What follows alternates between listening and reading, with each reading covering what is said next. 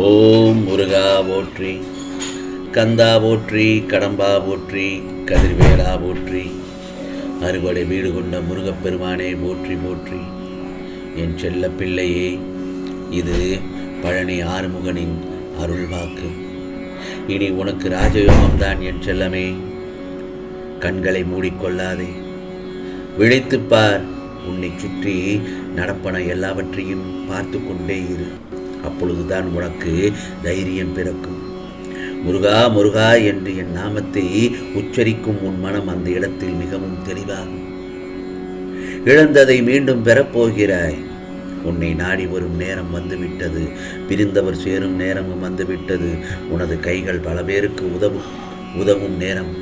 ஆம், என் செல்ல பிள்ளைக்கு எந்த குறைகளும் ஏற்படாமல் இந்த முருகப்பெருமான் நான் பார்த்துக் கொள்வேன்.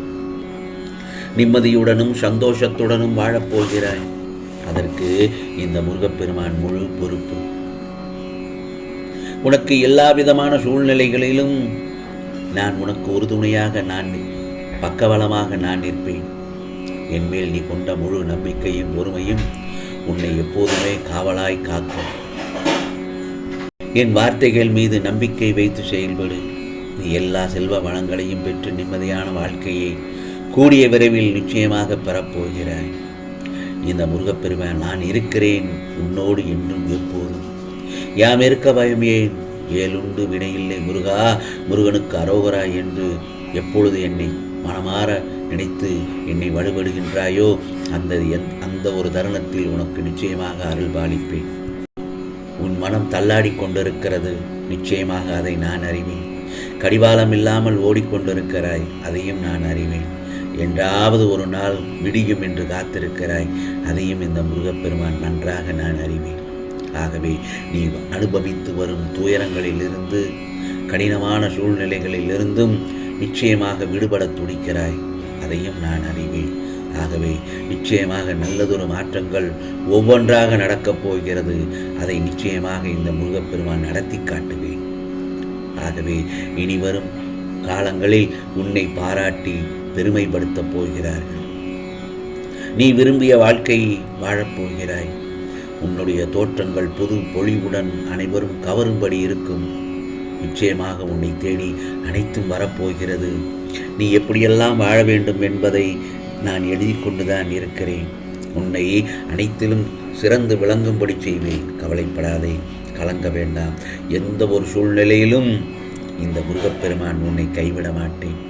இதோ உனக்கான இரட்டிப்பு நன்மை உன் இல்லம் தேடி வரப்போகிறது. சந்தோஷம்தானே? உனக்கான உதவியை இந்த முருகப்பெருமான் ஒருவர் மூலம் நான் நிச்சயமாக அனுப்பியுள்ளேன். அதை நிராகரிக்காமல் பெற்றுக்கொள். இதுவரை உன் மனதில் இருந்த வலிகளும் துக்கங்களும் தோல்விகளால் மனம் வெறுத்து போய் பரிதவித்தது எல்லாம் முடிவுறும் காலம் வந்துவிட்டது. உன் உழைப்பிற்கு ஏற்ற பலன் கிடைக்கும். நிம்மதியும் சந்தோஷமும் அழகாய் பூத்து குலுங்கும் வண்ண மலர்களைப் போல் இனி உன் வாழ்க்கையில் வசந்தம்தான். உன்னை ஏளனமாக பார்த்து நகைத்தவர்கள் முன்னிலையில் கொடியாய் நீ உயர்ந்து நிற்கும் காலம் வந்துவிட்டது. நான் ஒன்று சொல்லட்டுமா? வாழ்க்கையில் உள்ள அனைத்திற்கும் இரு வழிகள் இருக்கும். அப்படி இருக்கும் பட்சத்தில் உன் பிரச்சனைக்கான காரணங்களும் அது வந்த வழியையும் இந்த முருகப்பெருமான் நான் நன்கு அறிவேன். அந்த பிரச்சனை என்றும் நிலைக்கப் போவதில்லை, அப்படித்தானே?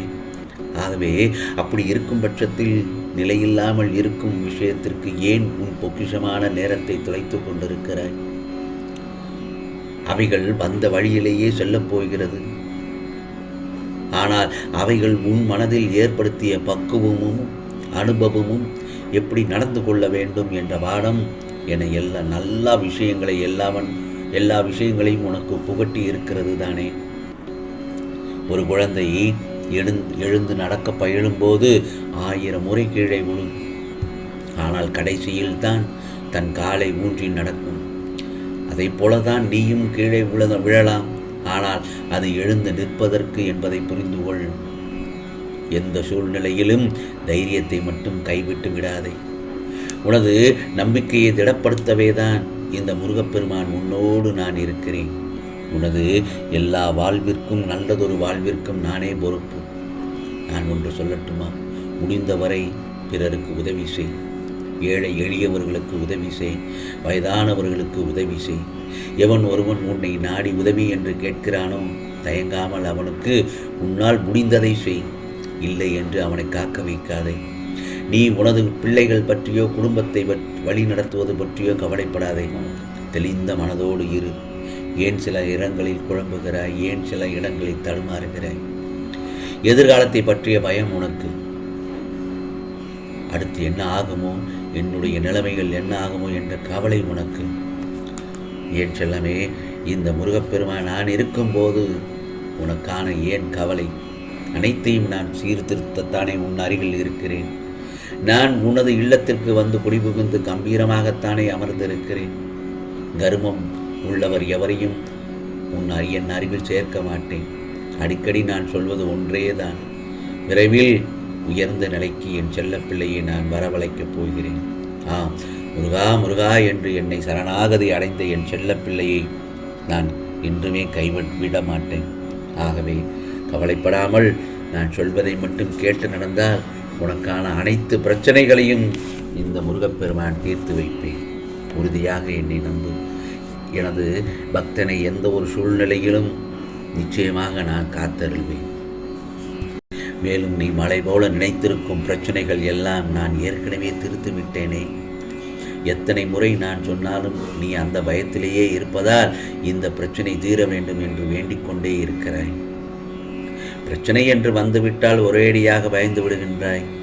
அதை நீ இப்போது விட்டுவிடு. நான் பார்த்துக் கொள்கிறேன். இனி வரப்போவதெல்லாம் உனக்கு வசந்த காலம்தான்.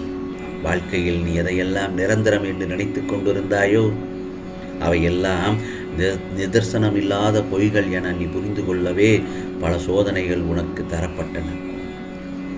சில இடங்களில் நீயோ வெகுளியாக இருந்து விட்டாய். உன்னை சுற்றி இருப்பவர்கள் யார் நல்லவர்கள் யார் கெட்டவர்கள் என நீ அறிந்து கொள்ளவேதான் உனக்கான சோதனை கட்டத்தை இந்த முருகப்பெருமான் உருவாக்கிறேன். நீ அவர்களால் பொறுமையையும் நம்பிக்கையையும் இழந்து விட்டாய். அவமானமும் பட்டாய்.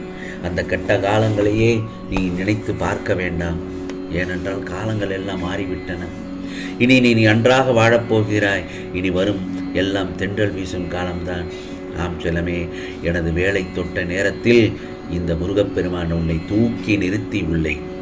நான் உன்னை தாங்கிக் கொண்டிருக்கிறேன் என்பதை உணர்த்துவதற்காகத்தான் பல முறை உன் கோரிக்கைகளை எல்லாம் நிறைவேற்றி தந்தேன்.